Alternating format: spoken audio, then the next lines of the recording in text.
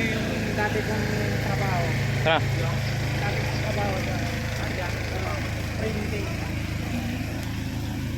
Hindi ko uwi ako dyan. Oo.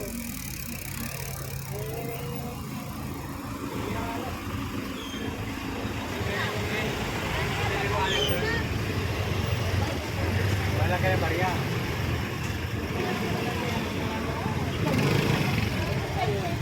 Kaya nga may one, kaya bulsa eh. Dilipad nyo lang. Ba? Wala ka ayaw ito eh. Ang preno kung madukot, barya naman. Ako, wait na lang. Alin?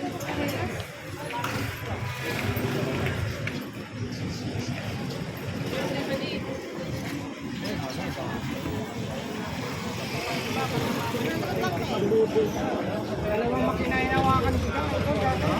Eh, alas 10 kami nakapag-30 kami Kay Delbert. Technique yung mga gumagawa ng ano, mga invitation card. Tapos ang sabi ni... Yung mga kalendar.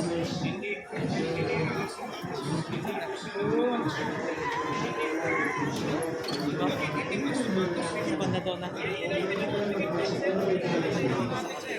300 pesos. 300 yan.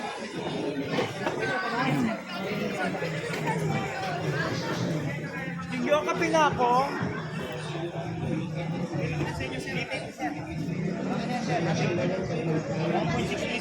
Matagalan na din yan.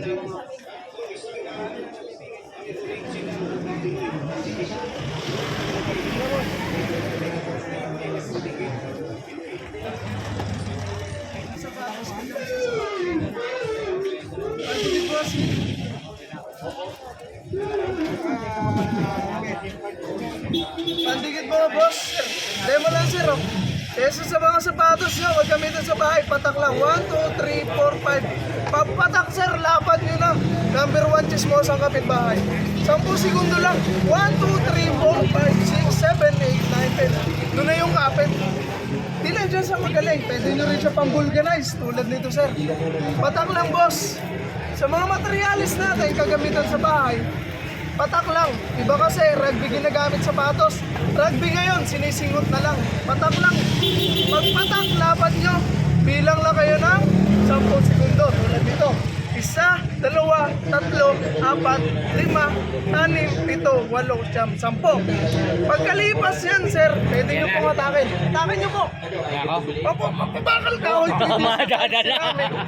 Tibay ah. Kahit saan po siya. So magkano naman benta mo sa isang ganito? Sir, meron po tayo. Ito po, 3, 100 na po. Opo, Pinoy Pandikit po. Original Pinoy Pandikit, may DTI permit. Kahit saan po siya. Tsaka kagandahan sa kanya, kahit i-stock nyo, 1 taon, walang problema. Opo. Paggamit, patak lang, mapabakal ka o KBC tiles, wala po siyang pinipili. Waterproofing rin, kaya kung gusto nyo pili, tapat na po kami biring. Sender, sir. Ano po? Thank you. Yung sapatos natin, thank you po. Thank you. Thank you po. Thank you.